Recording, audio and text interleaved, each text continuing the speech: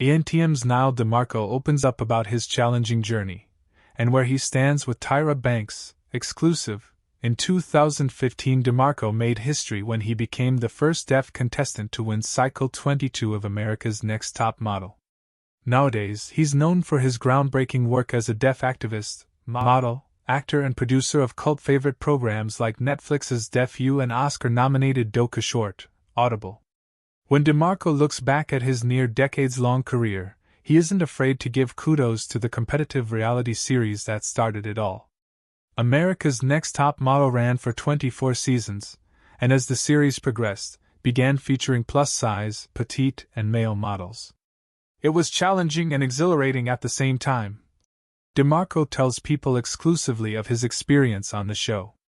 I had to push myself out of my comfort zone and adapt to situations that I had never faced before.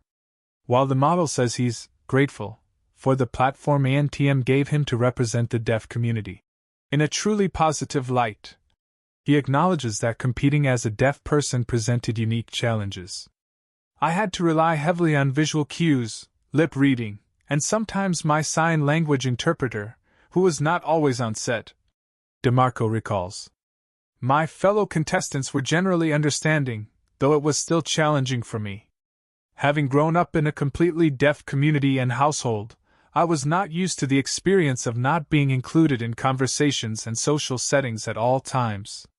Still, he assures fans that the exclusion was not intentional and was just a normal part of the process for everyone.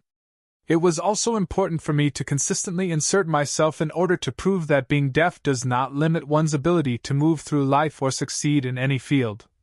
He adds. DiMarco recalls one standout moment from his time on ANTM.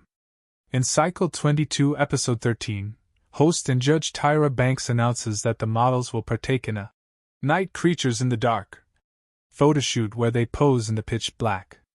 For me, it meant losing another sense, as I couldn't see or hear anything. There was also no interpreter present, but that didn't matter in the pitch black. He says.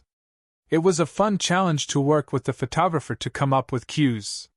The model reveals that production would bang on a box to create vibrations, and on the third bang, DiMarco would strike a pose. He says.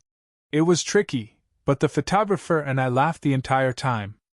Despite the hurdles he had to overcome, DiMarco won the title of America's Next Top Model and was catapulted into the spotlight overnight. I had believed I would return to teaching math, he says, looking back. While the experience was exciting, it also came with its own set of challenges. I already had a passion for acting and wanted to pursue that seriously. With his newly minted title, DiMarco believed opportunities would come easily, and to his surprise, he quickly realized he was mistaken. Writers, directors, and producers struggled with authentically including him in their projects. They simply weren't familiar with my world, he adds. It took me a beat to figure out how to pivot, he admits, noting the significant gap in the entertainment industry regarding disability and deaf storytelling. Because of this, DiMarco established his own production company, Clerk Studio, with the intention of opening his own doors.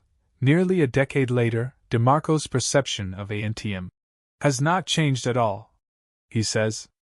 It was an incredible opportunity and a major platform for my career, he explains. Tyra and I do still keep in touch from time to time, and I'm forever grateful for the opportunity she provided me and the doors that opened after.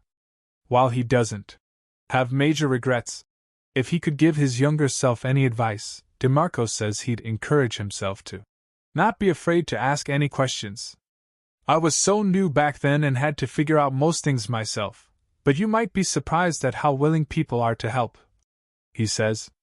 The key to success is to ask.